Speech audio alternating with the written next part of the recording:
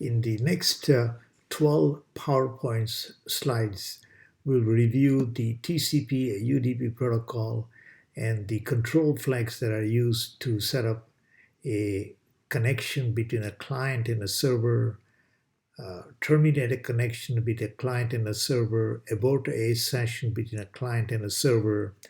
And so we get a better idea of how intrusion detection and the firewall technology work.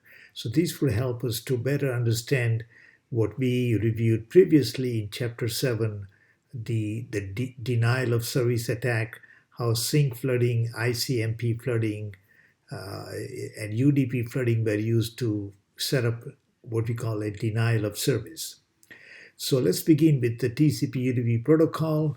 And in the next slide, we'll just look at the 5-layer internet model. And so just recollect on that. UDP is a connectionless protocol, user datagram protocol. TCP is a connection-oriented protocol known as a transmission control protocol. TCP is normally used for any services on the network that requires reliability of a service between a client and a server. And what I mean by reliability of a service is the data sent is data received. If data sent gets to the client or to the server in a corrupted format, then the data has to be resent either by the client or the server. And that's what we mean by a connection-oriented service.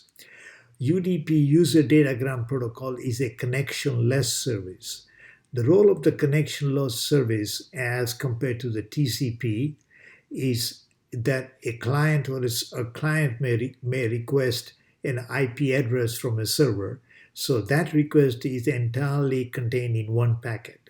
And hence the client does not need to set up a connection with the server to get an IP address, for example. Or even, let's say, to resolve a domain name to an IP address. The domain name could be www.amazon.com, and a client may request that, hey, can you please resolve this domain name to an IP address, correct? So the TCP, which we know is a connection-oriented service, right? When you execute an application like the web client, it generates a string of messages, right? A continuous stream of messages. These continuous stream of messages are broken up into TCP segment. And so messages are broken up into continuous streams, right? Segments. And each segment is labeled and then handed over to the IP protocol, etc., like that way, right? So in the next slide, we'll see what we call the flags that are used when a client wants to establish a connection-oriented service or a client wants to terminate a service, etc.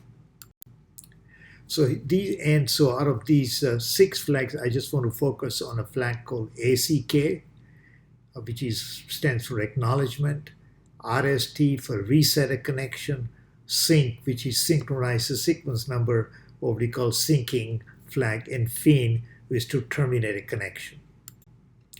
So again, on a TCP connection, as it says, TCP is a connection-oriented service.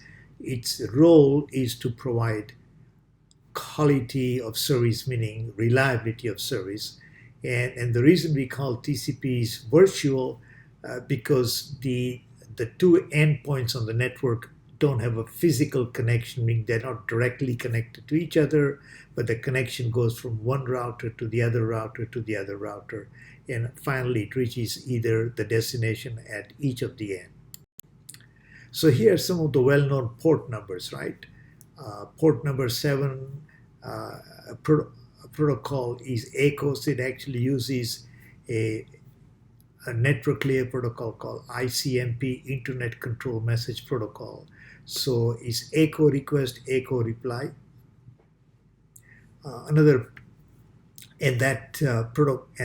Protocol, or rather the service runs at port number 7. That's a port number 7. That's a TCP port number 7. Again, FTP runs at port number 20 and 21. We could see SMTP is a mail transfer protocol, port 25. What is a mail transfer protocol?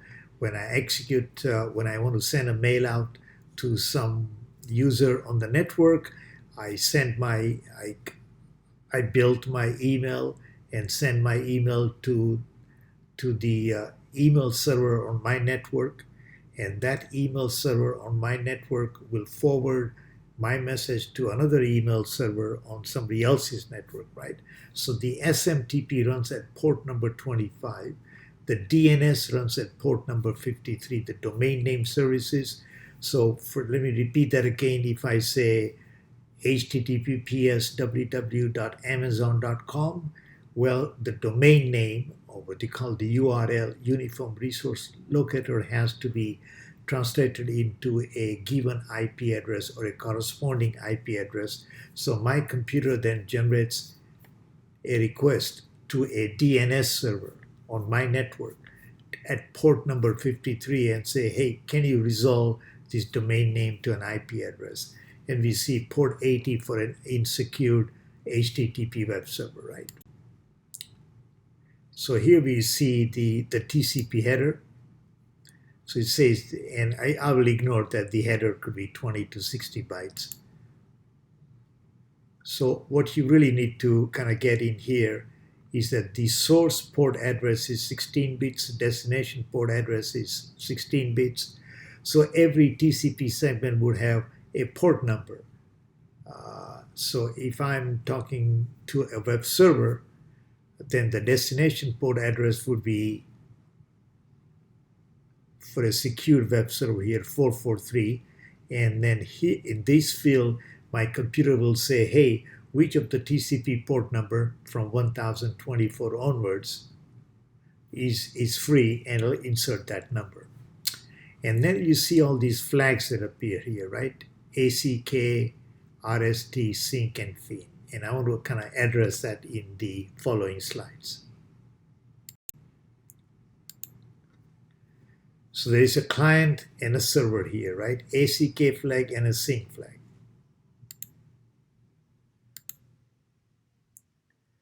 So the client here is sending, opens up his port number, sends a sync packet. So that S means here the sync flag is up and is requesting a service from the server.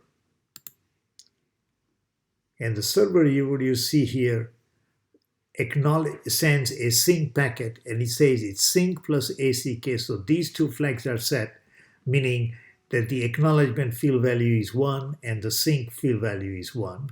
And you would see here his sequence number is 8000. The acknowledgement field is 8000 plus 1. And that's what happens in sync plus ACK. And now the client is going to respond to the server. So the connections are open at the client end. And now the client sends an acknowledgement to the sync plus ACK segment. And here the acknowledgement bit is set to 1, or the flag is up. And you would see its acknowledgement number is 15,000 plus 1. So this is a three-way handshake. Now the connection is set up between the client and the server. The client and the server can proceed to exchange data, for example, browsing the web, getting the email, etc., etc. And so the connection is open at both ends, right?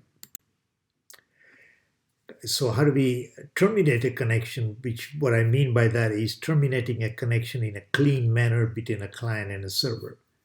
So the client here goes into what we call active close. Is I'm going to close my port, sends a segment where the acknowledgement is set to 1 and the FIN is 1 to 1, meaning I'm done with this thing. So it sends a FIN segment. The server here sends a response to that and sets, you say, hey, this is a FIN plus ACK.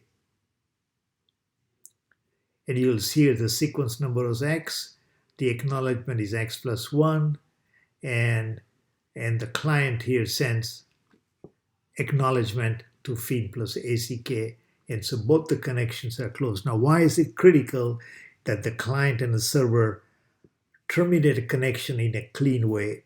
So what happens in some scenario, if somebody is actually checking for connections between a client and a server and realizes that the connection to the server is open, meaning the client simply aborted, the client simply closed down. That would mean that the client and the server did not cleanly close the connection. Then a port on the server could be open and a hijacker could easily kind of get into it. This kind of scenario is like you're leaving the house and you don't close the door is left ajar, and somebody's actually observing what's going on around in your neighborhood and they can easily enter your home. So this is what we call a half-closed connection as opposed to completely closed. So here the client goes into what we call an active closed state, sends a FIN segment, and the server acknowledges that.